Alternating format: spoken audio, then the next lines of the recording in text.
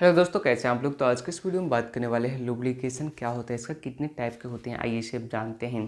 दोस्तों, आज हम जितने भी इंजन का प्रयोग करते हैं, चाहे वो पेट्रोल इंजन हो या फिर डीजल इंजन हो या फिर गैस इंजन हो, उन सभी में हम लोग लुब्रिकेंट ऑयल का प्रयोग करते हैं, जिसे सामान्य भाषा में इंजन ऑयल भी कहा जाता है। ओके, लुब्रिकेंट जो होता है वह बहुत महत्वपूर्ण होता है इंजन को चलाने के लिए, क्योंकि अगर हम इंजन में इंजन ऑयल ना रहे तो क्या हुआ, तो 1 मिनट भी नहीं चल पाएगा और इंजन भी क्या हुआ, तो सीज हो जाएगा। ओके, तो दोस्तों इस वीडियो में हम आपको लुब्रिकेंट के बारे में जानेंगे।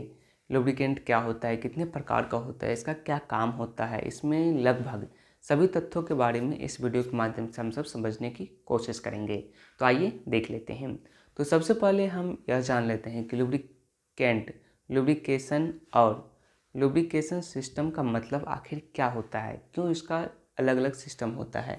तो सबसे पहले हम बात कर लेते हैं लुब्रिकेशन के बारे में। लुब्रिकेशन क्या होता है, पहले इसे हम समझने की कोशिश करेंगे। तो आइए देख लेते हैं। दोस्तों, लुब्रिकेशन वह प्रक्रिया होता है जिसमें दो मूविंग पार्ट्स आपस में कांटेक्ट के साथ मूव करते हैं, तो उसके बीच में जो फ्रिक्शन या घिसावट उत्पन्न होता है उसको कम करने के लिए लुब्रिकेंट की सप्लाई करता है। जैसे जैसे इंजन में इंजन ऑयल की सप्लाई करना हो गया।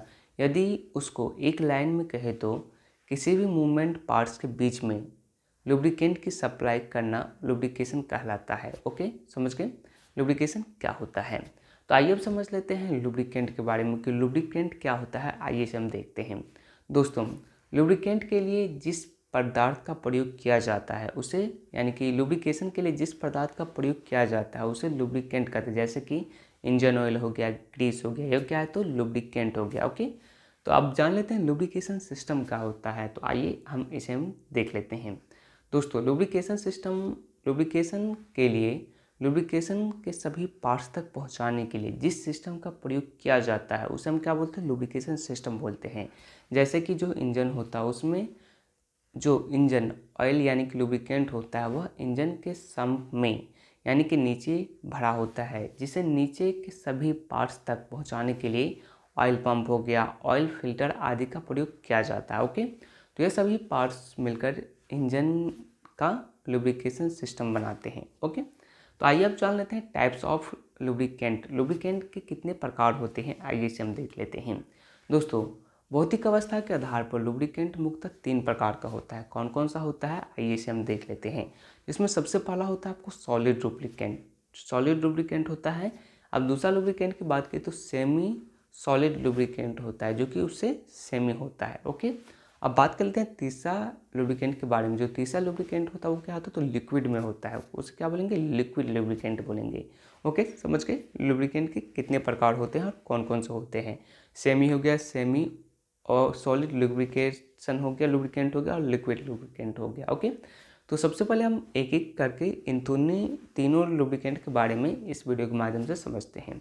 तो सबसे पहले हम जानते हैं सॉलिड लुब्रिकेंट के बारे में। सॉलिड लुब्रिकेंट क्या होता है। दोस्तों, सॉलिड लुब्रिकेंट वहाँ प्रयोग किए जाते हैं जहाँ पर लोड अधिक होता है और स्पीड कम या फिर स्पीड अधिक होता है, और लोड कम या फिर high speed, high pressure, temperature पर मशीन को काम करना होता है, वहाँ हम सॉलिड लुब्रिकेंट का प्रयोग किया जाता है या फिर सॉलिड लुब्रिकेंट का प्रयोग हम सब करते हैं। ओके, सॉलिड लुब्रिकेंट के रूप में ग्रेफाइट हो गया, माइका हो गया, पाउडर हो गया, इसके बाद सॉफ्ट स्टोन हो गया, चौक हो गया आदि का प्रयोग किया जाता है। सॉलिड लुब्रिकेंट के रूप में इन सभी का प्रयोग करते हैं। ओके, तो जो ऑटोमोबाइल इंडस्ट्री में ग्रेफाइट को ऑयल मिलाकर कई पार्ट्स के ऊपर क्या किया जाता है, तो उसका जो पॉलिश होता है, क्या किया जाता है, तो पॉलिश किया जाता है। ओके, और कई निर्माताओं द्वारा ग्रेफाइट को पिस्टन, रिंग एवं बेरिंग में भी इसका क्या किया जाता है, तो प्रयोग किया जाता है, ताकि इंजन की जो स्टार्टिंग के समय में जब पार्ट्स इंजन ऑयल नहीं होता है तो उस पार्ट्स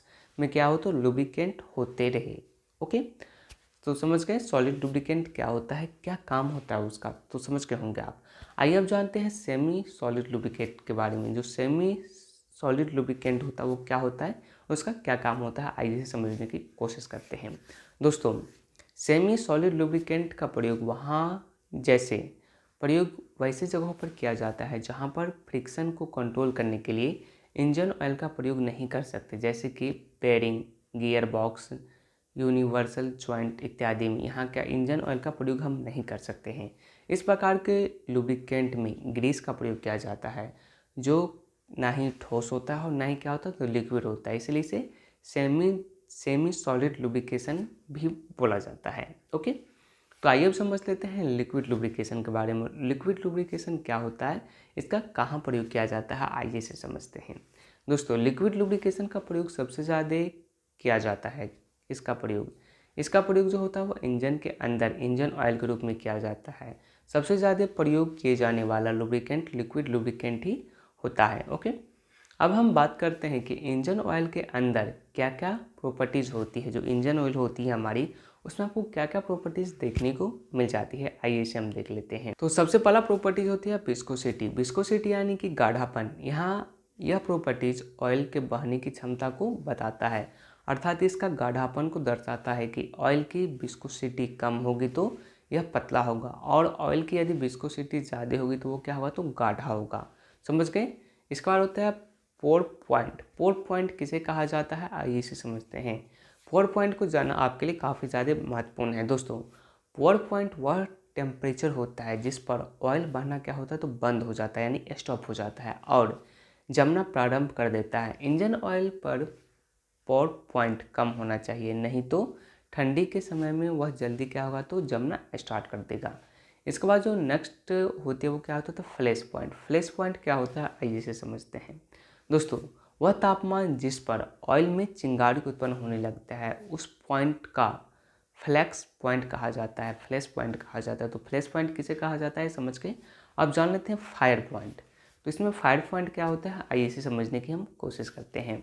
दोस्तों, वह तापमान जिस पर ऑयल जलना शुरू कर देता है उस पॉइंट को क्या बोला जाता है तो इस पॉइंट को इंजन ऑयल का फायर पॉइंट हम सब बोलते हैं। फायर पॉइंट हमेशा फ्लैश पॉइंट से अधिक होता है। इंजन ऑयल का फायर पॉइंट और फ्लैश पॉइंट अधिक होना चाहिए, नहीं तो क्या होगा तो इंजन गर्म होकर जलने लगता है। ओके, अब बात कर लेते हैं वह ऑयल का ऑयलनेस। ऑयलनेस यानी कि चिकनाहट। यह ऑयल की क्या होती है तो ऑयलनेस यानी कि चिकनाहट को बताता है कि चिकनाहट कितना है, ऑयल में कम है कि ज़्यादा है, यह ऑयल की चिकनाहट को बताता है। ओके, अब बात कर लेते हैं ऑयल के नेक्स्ट प्रॉपर्टीज़ के बारे में। वो होता है एडहेसिवनेस। ये क्या होता है, आइए से जानते हैं। यह इंजन ऑयल के कणों का आपस में चिपकने एवं सतह से चिपकने के गुण है। यह हमेशा ज़्यादा होनी चाहिए क्योंकि तभी यह दो पार्ट्सों के बीच में परत बना पाएगी। ओके, इसके बाद होता है इसके बाद जो नेक्स्ट प्रॉपर्टीज होता है वो होता है एंटी क्रोजन। एंटी क्रोजन क्या होता है, आइए से समझते हैं। दोस्तों, एंटी क्रोजन का मतलब होता है कि जंग रोधी, यानी इंजन ऑयल का जंग रोधी होना बहुत ही आवश्यक होता है। तो समझ गए क्या क्या प्रॉपर्टीज होता है। इंजन ऑयल और भी कई प्रॉपर्टीज होती है और इन प्रॉपर्टीज को सुधारने के लिए और कई एडिटिव्स मिलाए जाते हैं। ओके, समझ गए।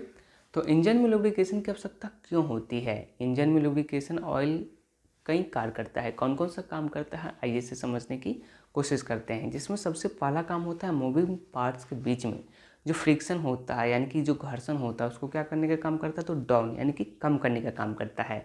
ओके, इंजन पार्ट्स में यानी इंजन में पार्ट्स बहुत ही तेज़ गति से चलते हैं एवं आपस में घिसते रहते हैं। यदि इसके बीच में इंजन ऑयल का प्रयोग नहीं किया जाए तो यह पार्ट्स आपस में घिसेंगे, जिससे एवं फ्रिक्शन बढ़ेगा और फ्रिक्शन को कम करने के लिए इसके बीच में इंजन ऑयल की सप्लाई की जाती है, जिससे कि इंजन ऑयल इन पार्ट्स के बीच में एक परत बना लेता है और फ्रिक्शन को कम कर देता है। समझ गए।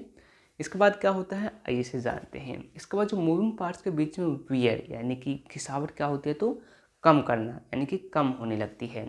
यदि मूविंग पार्ट्स के बीच में इंजन ऑयल नहीं होगा तो पार्ट्स के बीच में जो घिसता है तो पार्ट्स आपस में घिसकर क्या हो जाता है तो ख़राब हो जाएगा, वेस्ट हो जाएगा। पार्ट्स जो होता है आपस में घिस कर क्या हो जाए तो ख़राब हो जाएगा। Okay, engine oil engine parts को ठंडा करने के लिए कूलिंग मीडिया के रूप में काम करता है, क्योंकि लुब्रिकेशन ऑयल सीधे इंजन के पार्ट्स के संपर्क में रहता है, जिससे वह पार्ट्स की गर्मी को अब्जॉर्ब कर लेता है और पार्ट्स की कूलिंग में क्या करता है तो सहायता करता है। जो इंजन ऑयल होता है वो भी आपको सहायता करता है इसमें। ओके, इंजन पार्ट्स पर जमे कार्बन एवं गंदगी को भी साफ करता है। इंजन ऑयल पर जमे कार्बन एवं अन्य गंदगी को साफ कर ऑयल संप में क्या होता है तो ले जाता है, जिससे इंजन के पार्ट्स की सफाई हो जाती है, बड़ी आसानी से हो जाती है। ओके, इंजन बेरिंग एवं इंजन पार्ट्स के बीच शॉक यानी कि झटका को एब्जॉर्ब करना। लुब्रिकेशन ऑयल इंजन पार्ट्स और बेरिंग के बीच में एक परत बना लेता है, जिससे यह बेरिंग एवं पार्ट्स के बीच उत्पन्न होने वाले शॉक के एक हिस्से को क्या कर लेता है, तो एब्जॉर्ब कर लेता है। आपस में खुद में क्या करता है, तो एब्जॉर्ब कर लेता है। इसका क्या होता है, तो शॉक जो होता है वो क्या होता है, तो कम हो जाता है। ओके, तो इंजन के पार्ट्स को कोलिजन से बचाना, जो इंजन का पार्ट्स होता है इसको कोलिजन से भी बचाने का इंजन ऑयल क्या करता है, तो काम करता है। इंजन के सभी मूविंग पार्ट्स को लुब्रिकेशन की आवश्यकता होती है, जैसे क्योंकि यदि इंजन में लुब्रिकेशन ऑयल का प्रयोग नहीं किया गया तो इंजन का लाइफ बहुत ही कम हो जाएगा या फिर यह चलेगा ही नहीं चलेगा। ओके दोस्तों, इंजन ऑयल की विस्कोसिटी को एक नंबर के द्वारा क्या किया जाता है, तो दर्शाया जाता है, जिसे कि इंजन ऑयल की विस्कोसिटी रेटिंग की जाती है, जिसे SAE नंबर द्वारा दर्शाया जाता है। तो आगे हम इसके बारे में एक क्या करेंगे, तो एक अच्छा से जानकारी देंगे आपको इसी वीडियो में। तो आप जब भी इंजन ऑयल लेने जा रहे हैं तो इसमें आपको एक नंबर बताते हैं, जो कि जैसे 10W से 30, 20W से 40 इत्यादि को साधारण बोलचाल की भाषा में इंजन ऑयल का नंबर कहा जाता है। जैसे कि 20 नंबर ऑयल, 30 नंबर ऑयल या फिर 40 नंबर ऑयल इत्यादि आपको देखने को मिल जाता है। ओके, तो यहाँ पर जो SAE होता है इसका मतलब होता है सोसाइटी ऑफ ऑटोमेटिव इंजीनियर, जिसके द्वारा इंजन ऑयल एवं अन्य कई ऑयल की विस्कोसिटी यानी कि गाढ़ेपन को दर्शाने के लिए मापदंड बनाया गया है। ये ऑयल विस्कोसिटी को एक नंबर द्वारा दर्शाते हैं, जैसे कि SAE 10, SAE 20, SAE 30, SAE 40 इत्यादि। और जैसे जैसे यह नंबर बढ़ती जाती है ऑयल की विस्कोसिटी भी क्या होती है, तो बढ़ती जाती है, इंक्रीज होती जाती है। ओके, जब आप इंजन ऑयल खरीदते हैं तो उस इंजन ऑयल का नंबर कुछ इस तरह से लिखा होता है 10W to 30। तो आइए इसका अर्थ समझते हैं। यहाँ पर W का अर्थ होता है विंटर और उससे पहले दो नंबर लिखा होता है 10 यानी डिग्री फ़ारेनहाइट, यानी कि 17.2 डिग्री सेल्सियस ऑयल की विस्कोसिटी बताता है। यानी कि यह नंबर ठंडे के समय ऑयल के विस्कोसिटी को क्या करेगा, तो बतलाएगा, यानी कि शो करेगा ठंडे के समय में ऑयल की जो विस्कोसिटी होती है वो क्या होती है।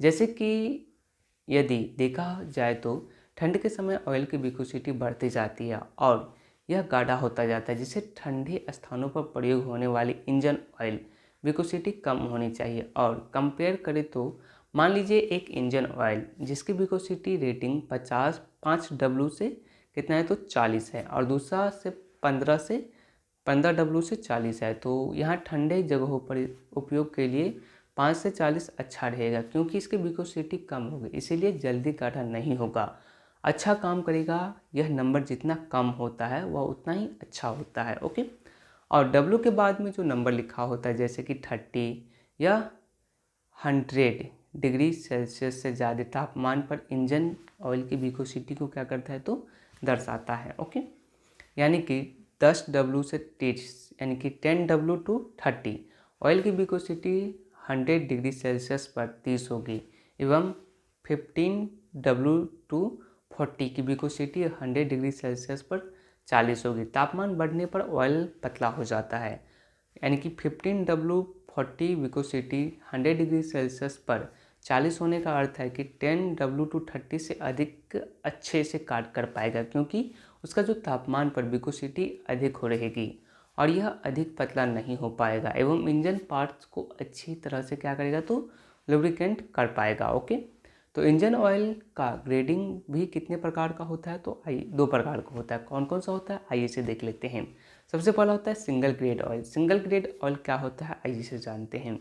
दोस्तों, यदि आप सिंगल ग्रेड ऑयल लेंगे तो उसमें देखेंगे लिखा होगा SAE 40 या 50, कुछ भी मतलब सिंगल ग्रेड ही लिखा होता है। उस पर जो विभिन्न तापमानों पर आने वाली विस्कोसिटी का चेंज नहीं कर पाता, इसीलिए इसे अधिक समय तक काम नहीं करता है। ओके, इसका होता है मल्टीग्रेड ऑयल। मल्टीग्रेड ऑयल क्या होता है, आइए इसे समझते हैं। मल्टीग्रेड ऑयल के अंतर्गत ऑयल आता है, वह ऑयल आता है जिसमें 2 ग्रेड लिखे होते हैं, जैसे कि 20W ऑयल हो गया। यह मल्टीग्रेड इंजन ऑयल होता है। यह अपनी विस्कोसिटी 20 से 40 तक बदलता है, इसीलिए यह 0 डिग्री फ़ारेनहाइट से 212 डिग्री फ़ारेनहाइट तक अच्छे से कार्य कर सकता है, क्योंकि यह विभिन्न तापमानों पर अपनी विस्कोसिटी ग्रेड को बदल सकता है। ओके, तो दोस्तों यह वीडियो आपको कैसा लगा? वीडियो पसंद आया तो वीडियो को लाइक जरूर कीजिएगा। Thanks for watching this video. Thank you.